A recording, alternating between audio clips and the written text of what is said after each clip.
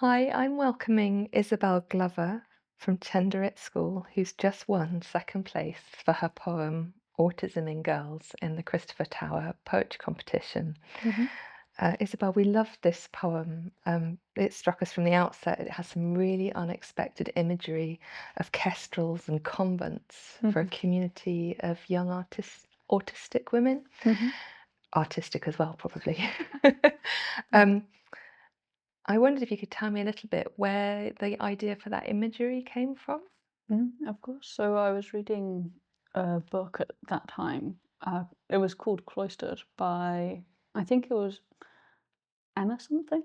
And I was just thinking about the kind of insular lives that women of faith led, and like their routines and the way that they interacted with one each other, and like code switching, the way that they talked to one another, the way that they presented themselves within their very insular worlds compared to with the outside world.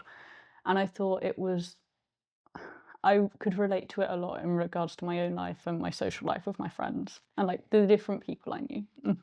Beautiful. And what about the kestrels? The kestrels, like that kind of animalistic image that runs through a lot of it. Like there's a lot of geographical terms in here as well. Um, I'd read a lot of stuff online, like after my diagnosis, and it was talking about autistic people, almost as if they were animals. Like it was very ableist. It was very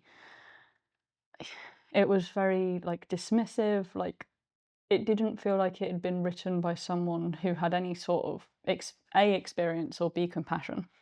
So I kind of wanted to manipulate the image, and so instead of it being this like massive negative thing of like, you're uh, in inhuman, like that kind of idea, just like that really peaceful, like gathering of birds, like that kind of natural, beautiful way that things are, and like manipulating it as well, like the convent or the yeah, that is how you say it. The convent of kestrels, just blending the two worlds, like the outside world and the inside world, and like how people see you versus the way that you are. Mm. hmm I Yeah. thought I thought it was stunning, and especially the way the poem moves on the page as well. Mm. Kestrels brings in this kind of flight, and the way the poem moves feels like bird flight and kind of groups of birds, like Yeah. murmurations of starlings, whatever.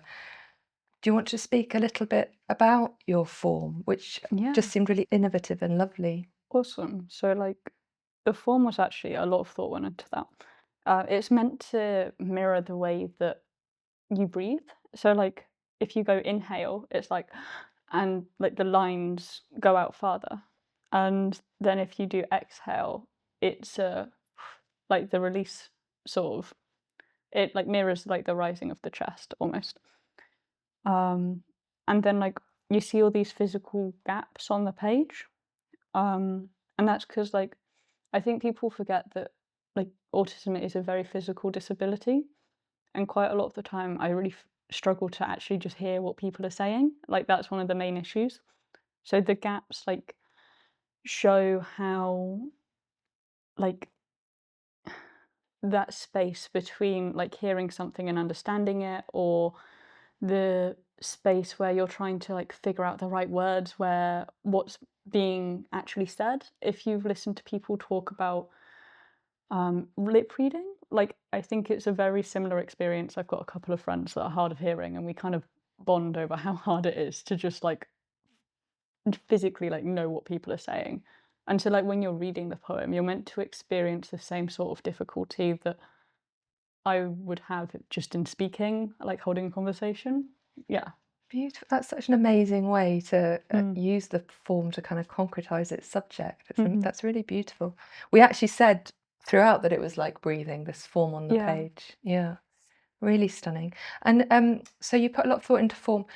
What's drafting like for you? When did you Oh, first get this idea, and how did you draft it?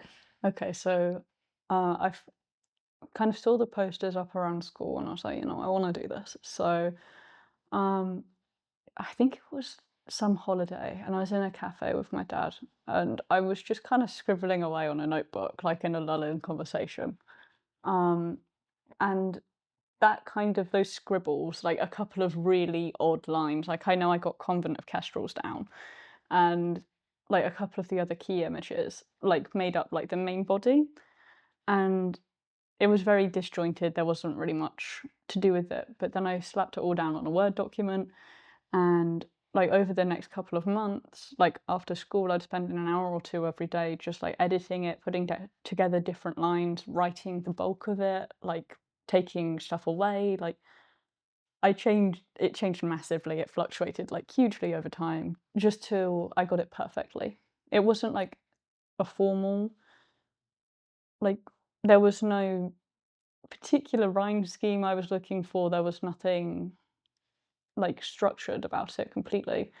It's the first poem I wrote, so Oh my goodness. yeah, I didn't really know what I was doing. I was writing like I would write fiction, to be honest. But your process sounds very poetish to me, like all Mm, these kind of different things coming in, and then you kind of finding these phrases and listening to them and unpacking them. I yeah. think you're a born poet. So Thank that was you. the other thing that we noticed was how musical Mm, this is. yeah. Are you musical? Is that No, but I like really semantically dense prose and writing right? that way, and I like linguistics also. So Yeah. looking at different words and how they sound, and like fricatives, assonants, like random bits like that. Yeah. Yeah. Well, I mean, it's just a singing poem. It's really beautiful. Thank you. Thank you so much for telling us about your process. Could Mm, we ask you to read the poem for us, of please? course. So autism in girls, part one. Inhale, consumption. We gather, drawstring tight, like a convent of kestrels flown in on morning light. Veiled by the canteens, kindly din, we crow and bray, asking, "Do you know what he said to me yesterday? Do you understand? The silk passage that slips through my sister's teeth.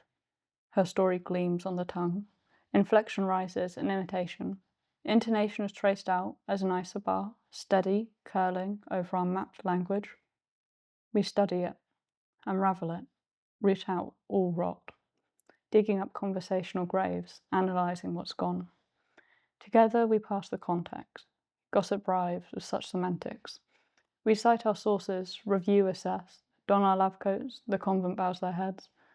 We speak in our literal rhyme, so linear, sweet to the ear. We bleed our fingers on brine, clawing at such soliferous truths. It's bloody work, to dig up, to discern the right answer to an adret boy's simple observation. Resolve that which is not a riddle. It's our work, this sacred act of clarification. Part 2.